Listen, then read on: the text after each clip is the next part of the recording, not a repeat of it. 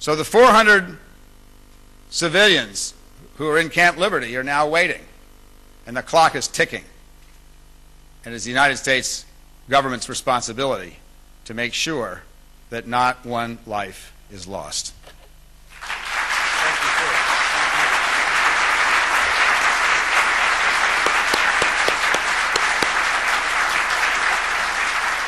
Our next panelist is someone who has participated. As a matter of fact, it's been just a little over a year, I think, since since the first panel of this nature was assembled, and here, by the way, in this hotel.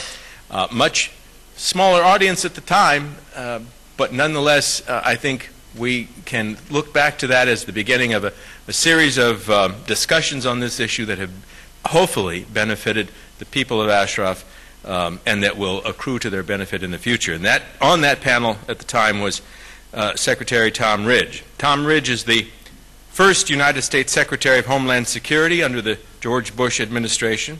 He was the 43rd governor of Pennsylvania from 1995 to 2001.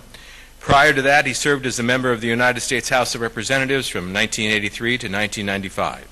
Currently, Mr. Ridge is the founder and CEO of Ridge Global, a Washington, D.C.-based security consulting firm, the author of The Test of Our Times, America Under Siege, and How We Can Be Safe Again. Tom Ridge.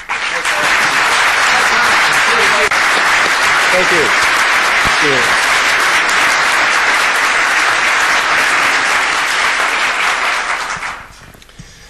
Well, thank you very much for that kind introduction. Thank you for your very warm reception.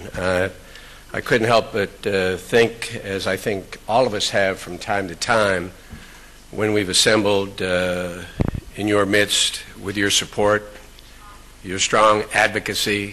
Frankly, we wouldn't be here, and what limited progress we've made in the past year and a half or two would never have occurred without your sustained, loud, sustained, consistent support of your friends and relatives and those who aspire to be free at Camp Ashraf and the MEK.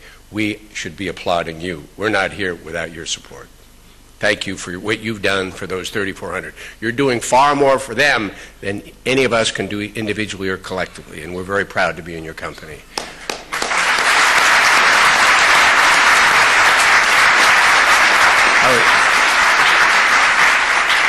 These are very serious moments and a very serious subject, but I do think a little humor along the way is important. You never want to lose that part of humanity.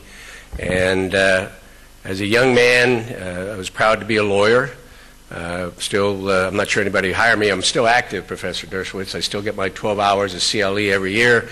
But I'm proud to be your client. There is no stronger public or well-recognized committed advocate in the legal community for human rights than Alan Dershowitz. I'm honored to be your client.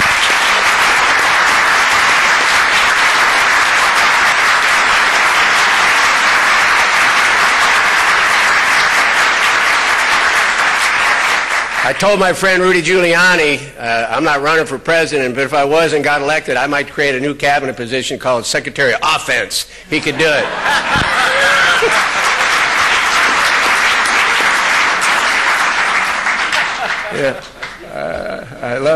And I always enjoy being in the company of Mayor Daley, a great friend of mine, someone I've admired greatly for a lot of the reforms he brought, but his message, I think, is one that hopefully resounded among you and you'll take back home to those who believe as you do. Tip O'Neill said it, all politics is local, but if you want to get the federal government to move, you might start at the local level and start pushing upward. Your congressmen, your senators, and everybody else. So it's a great pleasure to be in his company.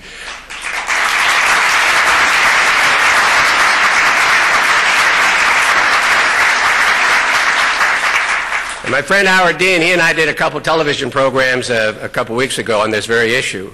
And it was quite interesting. Technically, we were supposed to talk about, we're in different rooms, the same monitor, and we were supposed to be talking about Iran, but in an entirely different context. And within 30 seconds, and he was the first one that got the question, he turned it into, let's talk about the MEK, and then we spent the rest of the interview talking about the MEK.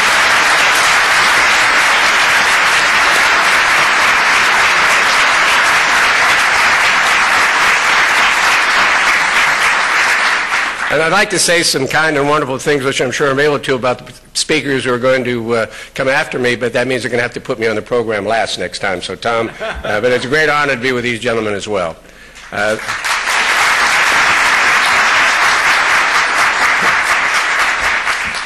There's a lot of history here, and we don't have to spend a great deal of time going over it. It's been revisited by several speakers. But I think it's important for us, and we all understand it. The MEK surrendered their ability to defend themselves to us in response to our request, at the request of the Iraqi government. They surrendered their weapons to us. The exchange was a commitment from us to provide for their safety and security. We changed our status in Iraq. Iraq became responsible. They promised to protect and defend the residents of Ashraf and to provide for safety and security. We were on notice in 2009 that credibility is not their strong suit. We were reminded again horribly with the horrific incident of 2011 that their word is not their bond.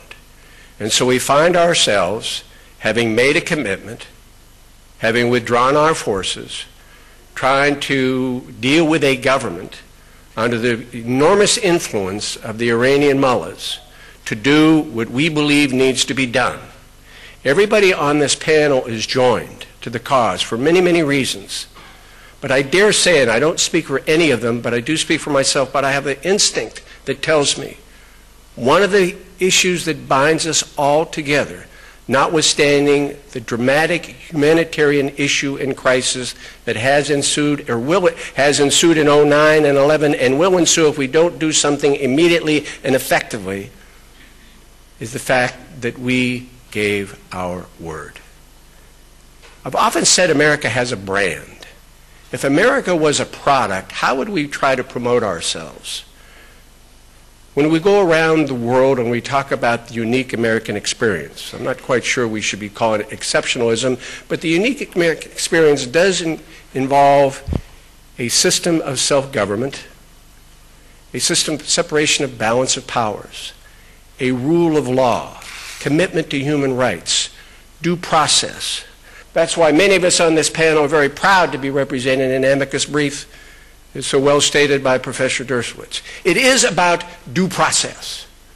And I believe that's one of the seminal issues that ties us all together. We are who we say are, but we have to be consistent with those values, and to date it appears we're running away from them rather than embracing them. Because if we were embracing them, they would have been delisted. MEK would have been delisted years ago, or more importantly, would have never been on the list, because it's not to be used for political purposes. My colleagues have talked a little bit of how the organization has been vetted by so many people around the world, by so many organizations, the EU, the UK, FBI, everybody. My experience is limited, but it's relative. From October 8th of 2001 until the day I walked out as Secretary of Homeland Security, I used to get a threat matrix every day. I used to look at it. One of the things I do, I miss not knowing. Not what I knew we'd want to talk about because it wasn't happy circumstances, but I miss not knowing. Every day I got a list of threats, terrorist threats against the United States. I must tell you, I don't recall ever seeing a reference to the MEK as an organization or a terrorist who allegedly belonged to MEK threatening the United States, its citizens, or its interest. I never saw it any single day I served either in the White House. They do not belong on the list. They're not a terrorist organization. Take them off the list.